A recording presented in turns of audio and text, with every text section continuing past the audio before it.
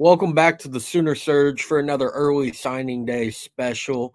This time it's Nigel Smith, signed, sealed, delivered, officially a Sooner. Uh, Guys, massive get for the Sooners.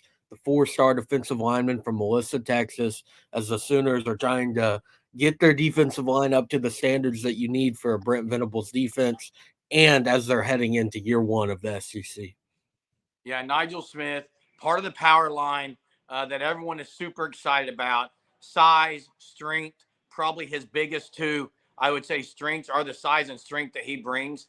Back when he committed, guys, it was kind of there at the stadium there where he committed. I can't even think now of the name of that stadium, but they had a brand new stadium, Melissa, Texas, right?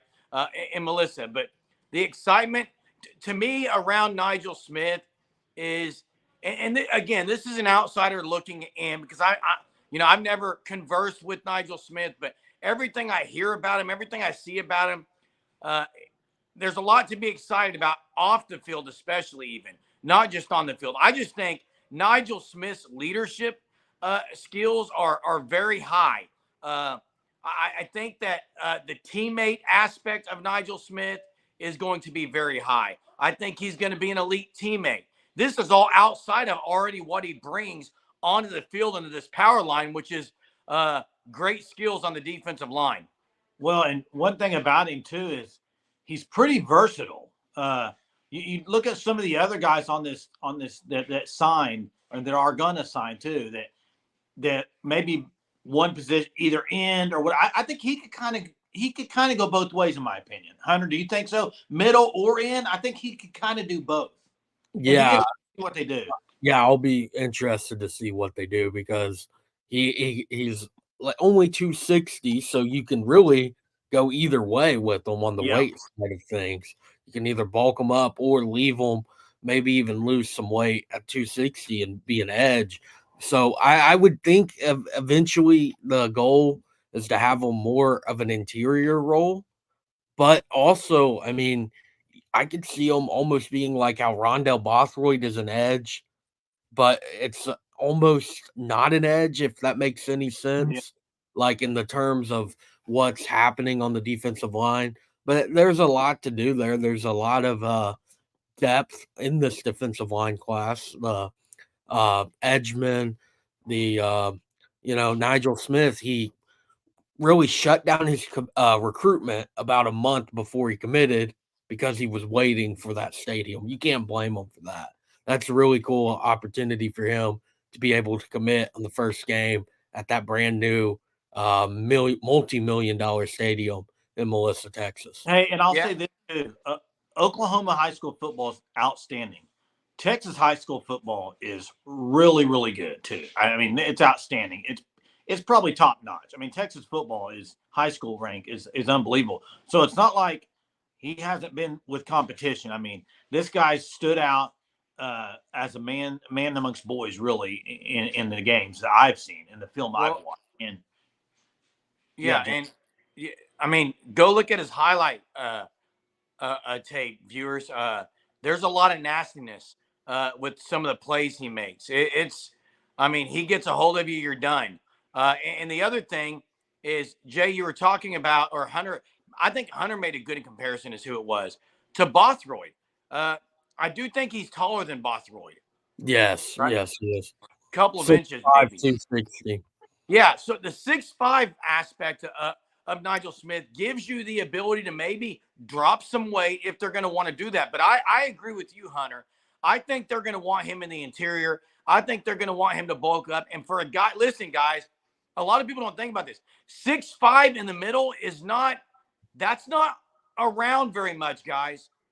A lot of those interior guys are 6'2", 6'3". 6'5" in the middle with your hands up, that's scary, guys. Those guys are usually on the edge. You get a guy in the middle with your hands up like that.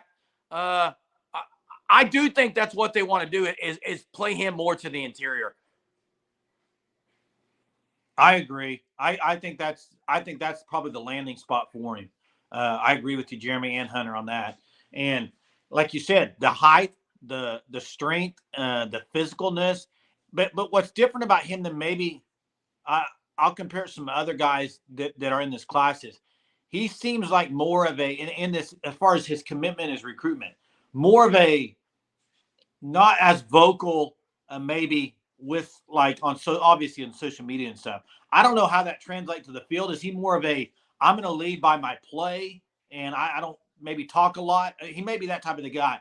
Whereas other guys will come out full bore talking whatever. He just looks like a guy. He's all about business. Let's go out there and be business minded. I think he was fairly outspoken on social media. I mean, Was he? Okay. He kind of started the whole Dominic McKinley thing back up at the beginning of December. He played a big part of that in trying to recruit him through social media to join the power line. So, I mean, regardless, there's a lot of leaders in this class. Nigel Smith is. There's either if they're outspoken, like some guys are, or if they're more of a Billy Bowman type of a leader. You don't hear them talk that much, but when they do, it's important. You need to listen to what they're saying. Hey, there is no one cookie cutter way to be a leader. Okay. There's many ways ways that you can become a leader. I think Nigel Smith is one. I think you ask his teammates there, they would agree that he's been a leader.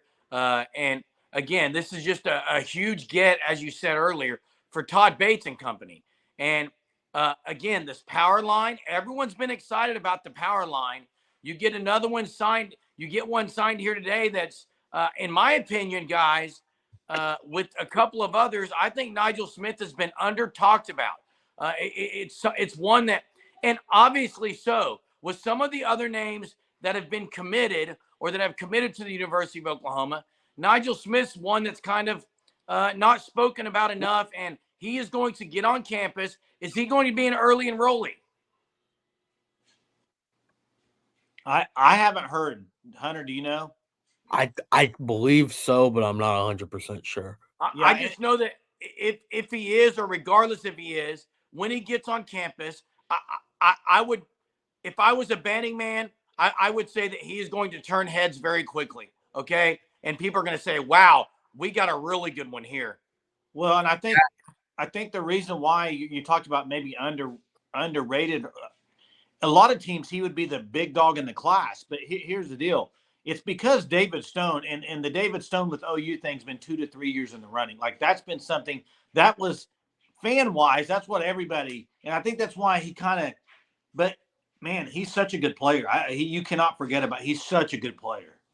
Yeah. Nigel Smith, Sooner fans, you can watch him play in the All-American Bowl on January 6th, Saturday. He'll be in that game, but like you mentioned, he kind of flew under the radar, which is crazy. He's a borderline top 100 player. The 247 composite, 103. He's the 18th ranked player in Texas, 15th ranked player on the defensive line. Like, and the fact that he's kind of the one that he gets forgot about in a lot in this power line. That's a good problem to have, I would say, when you have someone like David Stone as well in this class, Danny Okoye too. Like all of these guys coming together. It's going to be an exciting couple of years in Norman as they go into the SEC. Yeah, and there you have it. Another a Sooner defensive lineman, signed, sealed, delivered. Nigel Smith, congrats to being a Sooner. And subscribe to the channel if you're not. Till next time, Boomer. Sooner.